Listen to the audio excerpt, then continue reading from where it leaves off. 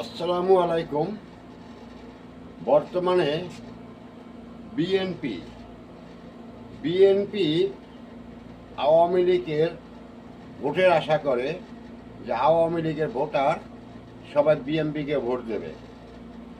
যেই বিএনপি 5ই আগস্টের পরে আওয়ামী লীগকে কবর দেওয়ার জন্য এমন কোনো কাজ নাই যে করে নাই।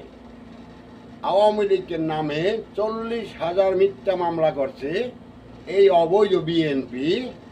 আজকে সেই বিএনপি আবার আওয়ামী লীগের ভোটারের আশা করে। আরে আওয়ামী লীগ ভোট বিক্রি করে না।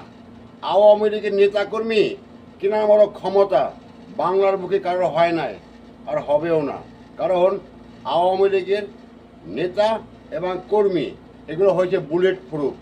এগুলোকে টাকা দিয়া কেউ কিনতে পারে না, আর কিনতে পারবেও না। কারণ আমরা জয় বাংলায় বিশ্বাসী, আর যারা জয় বাংলায় বিশ্বাসী তারাই হইল দেশপ্রেমিক। বিএনপি একটা অবৈধ, আর একটা হচ্ছে রাজাকার। এই রাজাকার জঙ্গিরা এই বাংলাদেশকে এখনো স্বীকার করে না, অথচ রাষ্ট্রীয় ক্ষমতায় আসতে চায়।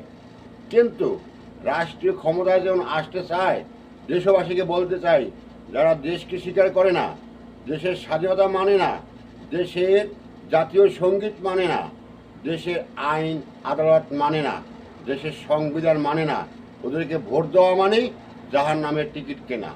এবার আপনি ভেবে দেখেন, আপনি কি এই রাজাকারদেরকে ভোট দেবেন, জাহান্নামের টিকিট কিনবেন, নাকি বাংলাদেশ আওয়ামী লীগকে ভোট দেবেন? আরেকটা কথা বলে যাই, বাংলাদেশে একমাত্র ইসলামিক দল হইল বাংলাদেশ আওয়ামী লীগ।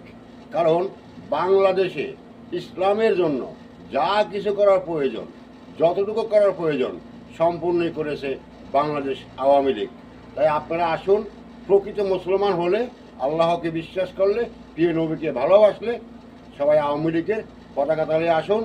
দেশকে একটি স্বাধীন সার্বভৌমত্ব রাষ্ট্র হিসাবে তুলে ধরুন এবং দেশের আইন শৃঙ্খলা রক্ষা করুন, দেশের জনগণকে রক্ষা করুন, দেশের অর্থনীতিকে রক্ষা করুন।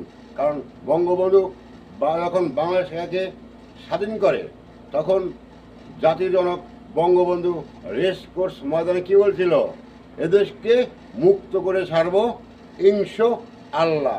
তখন আল্লাহ বলার মতো লোক কোনো দল ছিল না, তখন কোনো রাজাকাররা বলে নাই যে ইনশাআল্লাহ এদেশ রক্ষা করব। তখন কিন্তু একমাত্র জাতির জনক বঙ্গবন্ধু শেখ মুজিবুর রহমান বলছিল